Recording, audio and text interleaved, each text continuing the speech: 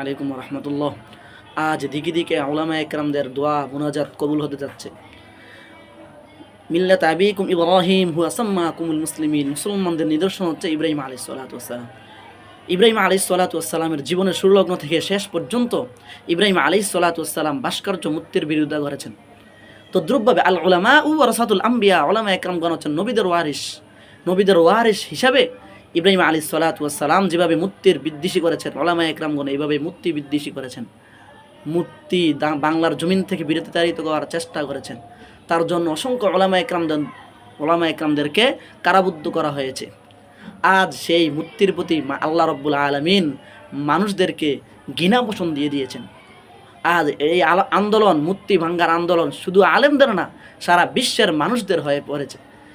কাজেই আল্লাহ রব্বুল আলামিন যা পারেন তা মানুষের কল্পনার বাইরে। আল্লাহ এই দ্বারা এটাই বুঝিয়েছেন, আল্লাহ আমি যা পারি তা মানুষের কল্পনার বাইরে।